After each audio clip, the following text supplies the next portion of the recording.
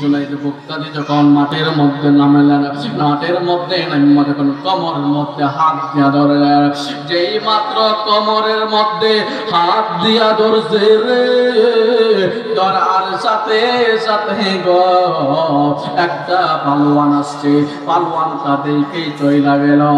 এমন ভাবে যখন একে একে সব পালোয়ান চইলা গেছে, জুনাইদ বাগদাদি যখন এমন ভাবে হাত দিয়া ধরলে গো, যেই মাত্র জুনাইদ বাগদাদি রহমাতুল্লাহ আলাইহি কোমরের মধ্যে হাত দিলেন, প্রথম বেলায় চইলা গেল।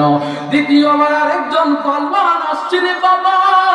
পালোয়ান আসার পরে জুনাইদ বাগদাদি রহমাতুল্লাহ আলাইহি যখন কোমরের মধ্যে হাত দিলেন, হাত দেওয়ার সাথে সাথে আরেকজন পালায়া গেল, আরেকজন এভাবে পালায়া গেল, আবার আরেকজন আসছে, আরেকজন এভাবে পালায়া গেল। এমন সময় দেখা যায় মাঠের মধ্যে আর কোনো কুস্তি খেলার জন্য পালোয়ান নাই। বাদশা ডাক দিয়া কয়, ও কে আছো? এমন সময় আর কেউ নাই। যেই মাত্র এই খেলার মধ্যে আর কোনো পালোয়ান নাই গো, এমন সময় আমার নবীর এক আওলাদ, এমন সময় আমার এক নবীর বংশধরের এক আওলাদ এইভাবে শরীরে নাই নাই নাই গোস্ত নাই, নাই শরীরের মধ্যে কোনো শক্তি নাই।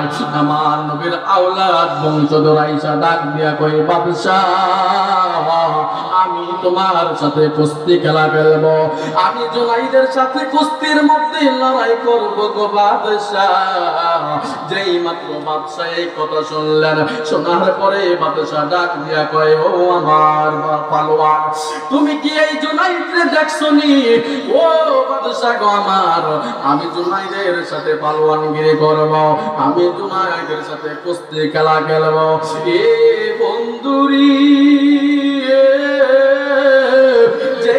মাত্র বাদশার কাছে বললে গো, বলার পরে বাদশা ডাক দিয়া কয়, পাগলা রে, তুমি জুনাইদের সাথে কুস্তি খেললা আর মহির না, তুমি কুস্তি খেলা তোমার লাগবে না। যখন এইভাবে আল্লাহ নবীর বংশধরকে বলতেছেন, বলার সাথে সাথে গো এই পাগলা ডাক দিয়া কই, বাদশা গো আমার পেটে 3 দিন ধরে খাবার নাই, আমার ছেলে মেয়েরা কোনো 3 দিন ধরে কোনো কিছু খায় না। এ বাদশা রে,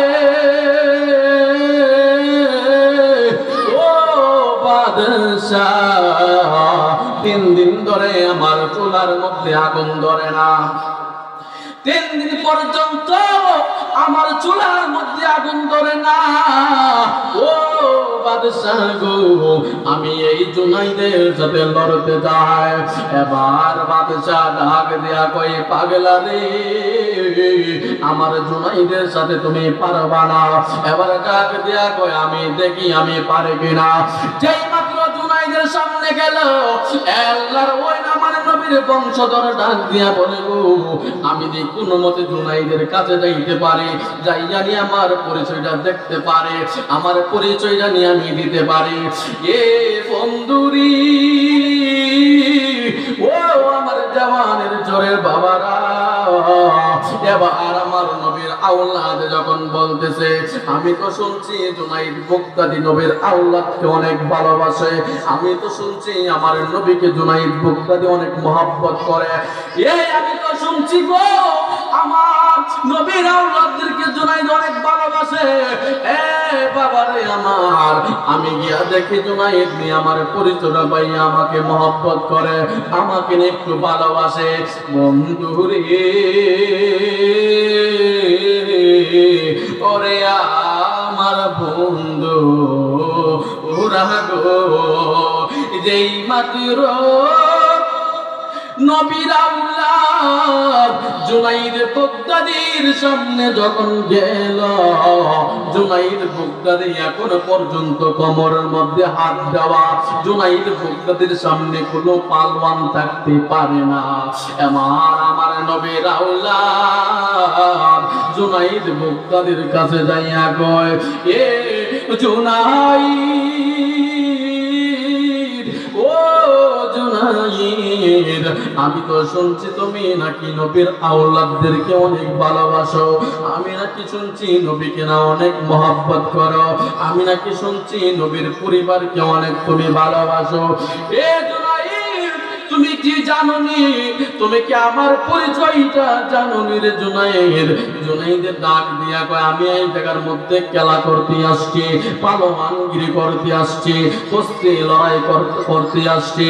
এখন আপনি তো বলতেছেন অনেক বড় বড় পালোয়ানরা আমাকে দেখাই চইলা গেল, এখন আপনি দেখো আমার সামনে আইসা আমার সাথে লড়ার জন্য বলতেছেন। এবারে ডাক দিয়া কয়, জুনাইদ, ও জুনাইদ, আপনি কি আমার পরিচয়টা জানেননি?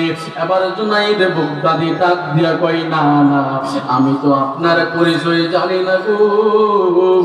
এবার জুনাইদ বুগদাদি ডাক দিয়া কই, আপনি কে? আপনার পরিচয়টাকে একটু দেওয়া যাবে নি? জুড়ে জুড়ে কি বলা যাবে না? আল্লাহু আকবার।